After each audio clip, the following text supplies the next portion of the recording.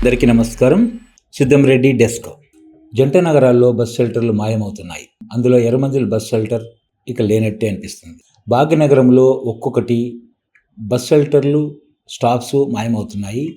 అందులో ముఖ్యంగా Erram Manzil bus shelter. ఈ ఎర్రమంజిల్ బస్ షెల్టర్కు చాలా ప్రాముఖ్యత ఉంది. అందరికీ తెలిసినది.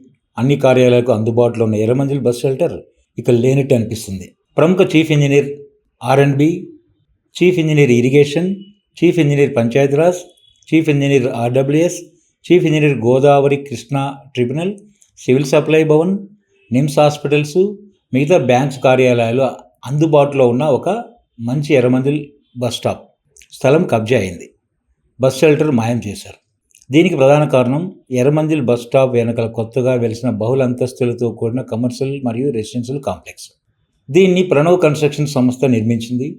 వీరికి అన్ని రాజకీయ పార్టీల్లోని ప్రముఖ మరియు ముఖ్య నేతలతో ఆర్థిక సంబంధాలు ఉన్నాయని బొగడ్తా. ఈ విషయమై GHMCని ఫిర్యాదు చేసినప్పుడు వారు ప్రభుత్వంలోని పెద్దల పేర్లు చెప్పి నోరుమూయిస్తున్నారు. నిర్మాణ సమయంలో కూడా ఈ భవన నిర్మాణ సంస్థ అక్రమంగా బ్లాస్టింగ్ పనులు చేపట్టినది. దానిపై కూడా పలు వినతి పత్రాలు ఇచ్చినప్పటికీ అప్పుడు కలెక్టర్ కానీ GHMC కమిషనర్ కానీ స్పందించడమే లేదు. ఈ స్థలంలో అప్పటికి 10 అంతస్తుల హైదరాబాద్ స్టాక్ ఎక్స్చేంజ్ బిల్డింగ్ కూల్చివేత సమయంలో ఒకానొక సమయంలో ఇది పూర్తిగా రోడ్డు వైపు వాలి అత్యంత ప్రమాదకరంగా మారిన ఫొటోస్ కూడా వార్తాపత్రికల్లో వచ్చాయి. అయినా చర్యలు శూన్యం. ఎవరైనా బాధ్యతాయుతమైన వ్యక్తులు సంబంధిత అధికారులకు కంప్లైంట్ చేసినప్పుడు వారు తిరిగి ఇందులో ఒక ఎక్స్-సీఎం, మరొక ఎక్స్-సీఎం కుమారుడు పేరు మరియు ప్రభుత్వంలోని కొందరు పెద్దల పేర్లు చెప్పి భయభ్రాంతులకు గురి చేస్తున్నారు. ఈ బిల్డింగ్ ఆనుకొని ఉన్న ఫుట్పాత్లు సైతం పగలగొట్టి ఆక్రమించి 20 ఇంచుల ఎత్తుతో ఎవరు ఎక్కలేని విధంగా పిట్టగోడలు కట్టారు. దానివల్ల సీనియర్ సిటిజన్స్, కాలు నొప్పులున్న ప్రజలు, నిత్యం నిమిషికి వచ్చే వేలాది మంది రోగులు ఫుట్పాత్ ఎక్కలేక రోడ్డుపైనే నిలబడవలసి వస్తుంది. నిత్యం ఆ రోడ్డుపై తిరిగే వేలాది వాహనాల వల్ల ప్రమాదాలు జరుగుతున్నాయి. ప్రభుత్వం అయినప్పటికీ కబ్జా అయిన బస్ స్టాప్ స్థలాన్ని స్వాధీనం చేసుకొని బస్ షెల్టర్ని నిర్మించే ఫుట్పాత్ ఎత్తును కూడా తగ్గించాలి.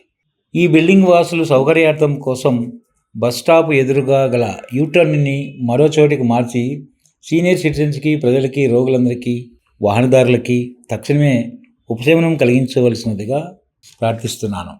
ఈ ఇబ్బంది చూసే ఒక పౌరునిగా RTC MDకి, DGPకి, GHMCకి, HMDAకి, R&Bకి, ప్రస్తుత చీఫ్ మినిస్టర్కి ప్రజావాణి ద్వారా అందరికీ రిప్రజెంటేషన్ ఇచ్చినా కూడా ఎర్రమంజిల్ బస్ స్టాప్ గురించి పట్టించుకునే నాదుడే లేడు. కావున ఈ విషయాన్ని బాధ్యతతో ఈ సమస్యకు పరిష్కారం అయ్యేంత వరకు ఒక పౌరునిగా అందరికీ పంపుతాను.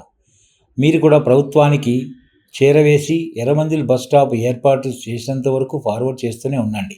నేడు ఎర్రమంజిల్ బస్ స్టాప్ మాత్రమే మాయం అయింది.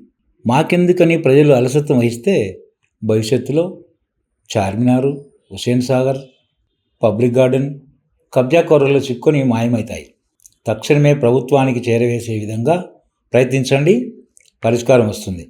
ఇది మన గౌరవనీయులు ముఖ్యమంత్రి గారికి, రవాణా శాఖ మంత్రి గారికి చేరే విధంగా బస్ షెల్టర్ నిర్మాణం అయ్యేంత వరకు ఫార్వర్డ్ చేయండి. ఇట్లు సిద్ధంరెడ్డి డెస్క్.